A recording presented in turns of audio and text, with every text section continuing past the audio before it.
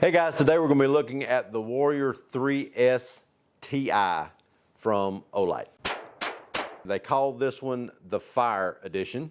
So it's got some cool little graphics on the box there, has the little flames coming up around the light itself.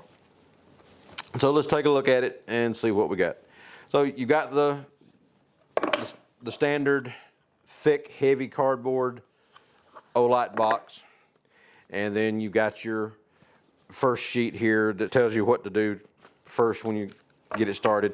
Now, the other thing that this one says, along with the fact that you need to pull out this plastic piece here so that the battery will actually operate, it tells you also how to disable the proximity sensor on the light as well. So this one, the 3S versions of the Warrior have the proximity sensor versus just the standard Warrior 3s like this one that does not have the proximity sensor. So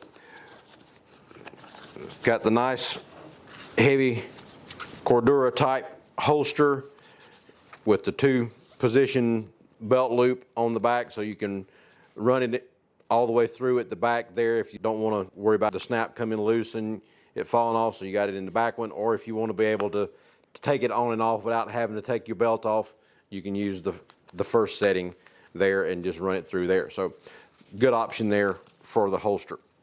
Now let's take a look at the light itself. Now remember, I said this one is the Fire Edition, so it's got a very nice looking finish on it. So this is the Ti, or the Fire Edition of the Warrior 3S.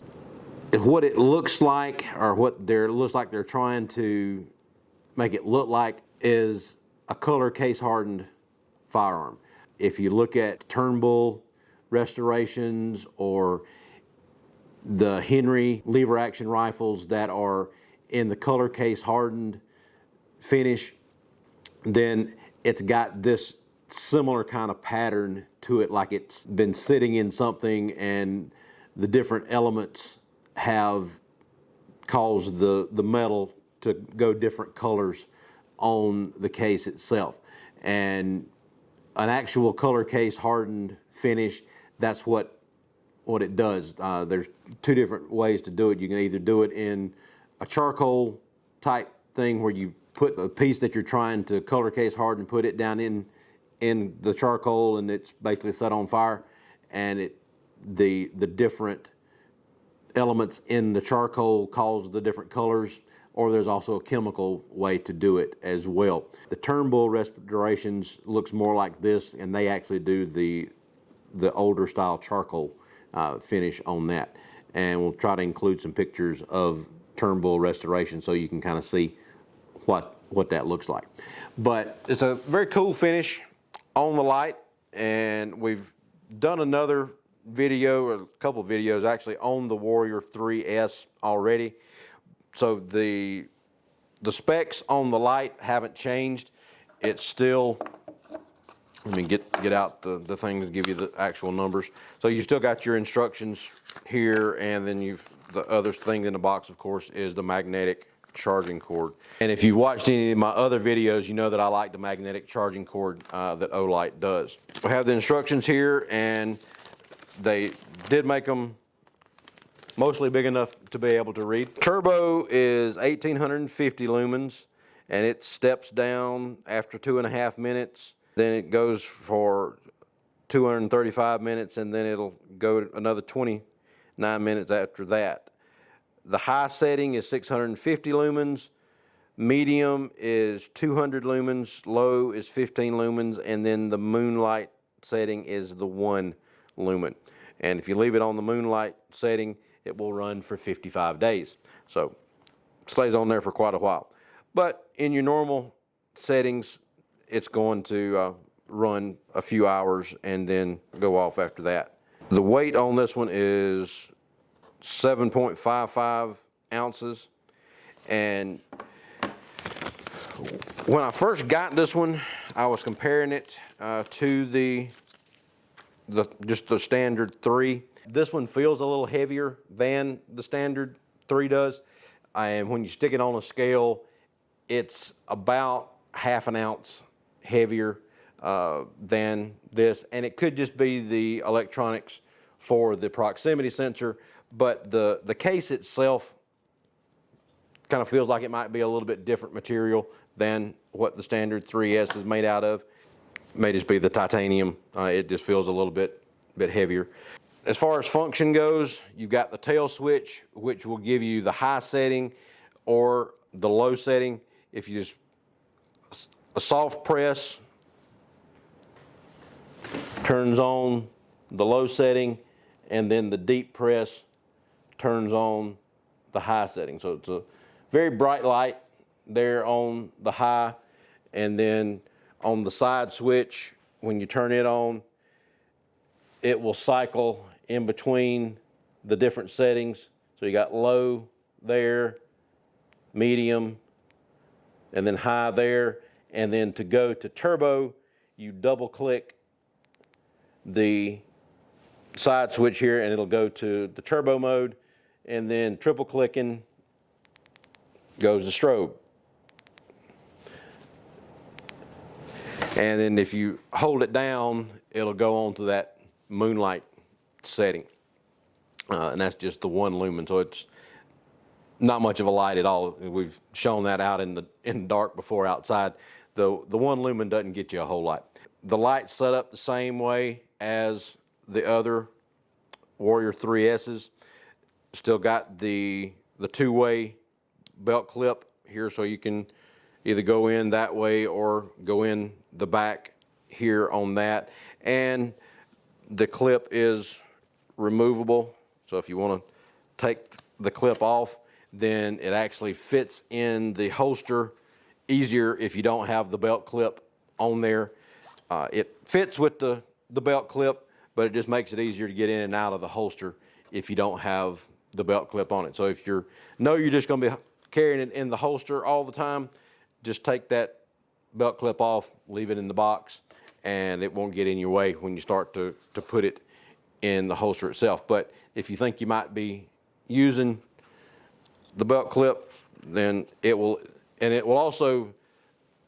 work here in this groove, but it'll also work in the groove here at the bottom of the light as well, right there in front of the tail switch. But if you want to click it back on, it will fit in the holster with the belt clip on there. It's just a little bit snugger with the belt clip. But overall, I really like the Warrior 3S lights. The Warrior 3 is a good size light. This is the one I usually carry all the time anyway. This is my normal everyday carry light. I like that size light. It's a good size for your hand, and the way the switch is set up with both the tail switch and the side switch gives you nice options to be able to turn the light on and off depending on which way you're holding it at the time, whether you're holding it like this or whether you want to hold it up like this in more of the kind of the tactical type setting. Gives you the option to be able to click that on and off with your thumb. And then, of course, when you first press the side switch, it will show you how many lights are lit up here on the right-hand side. That shows the charge that's in the battery, and then the left-hand side shows you what setting the actual light is on when you turn it on. So 1, 2, or 3 is low, medium, and high, and then when it goes to turbo, it lights up all 4 on the left-hand side of the switch. On the tail switch, you've got the soft turn on, you've got the low setting there, and then the hard press goes to high there. On the side switch, we'll rotate in between the different settings. So there's low, there's medium, there's high there, and then the turbo, which is the 1850, double click it and it goes to turbo. You can disable the proximity sensor. The light's on high there. So now if I put my hand in front of it, it drops the lumens down, and then when the obstruction moves, it goes up to the brightness level. You can override that. What you would have to do is as soon as the the light dims with the obstruction, you got to double click the side switch and then it'll take it up to the turbo mode. But at that point, the proximity sensor is locked out. So even if something comes in front of the light, it's not going to block and turn that proximity sensor on. Then you turn the light off, and then when you turn it back on, the proximity sensor is reactivated. So when something comes in close, it drops the lumens down so that it doesn't get too hot. So this is low on the back of the tail switch here, and we're standing a little closer than we usually do on this because we were looking at a couple of these other lights here, but standing here at the back of the shooting house, I can see the berm down there pretty easily, and that's about 25, 26 yards from here. And then turn it on high, very easily see the berm down there, and then go on the side switch here. So that's low setting, medium, high, and then that's turbo there. So you can very clearly see the berm down there. So it puts out a lot of light as it's on the turbo with that 1850 lumens. So it's a very bright light. It's a very nice light. I like the cool new finish. There's a couple of other new finishes that are out as well. They're kind of doing this as an element series. In the new finishes that they're introducing with this light, you've got the fire edition, you've got the water, you've got air, you've got earth, and then they call it the fifth.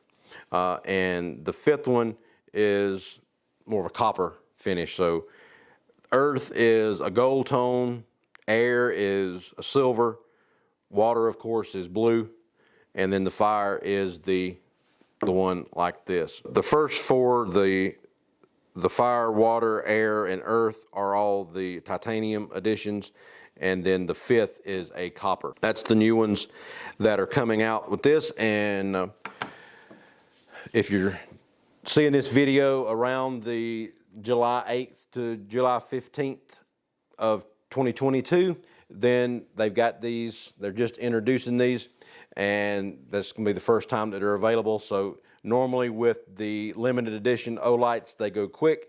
So check them out and try to get yours before they run out. There'll be links in the description down at the bottom to be able to check out the Olights. But check out Olight, and then check out doubleeaglegunworks.com. Like and subscribe down at the bottom, and we'll talk to you later. Thanks. Bye.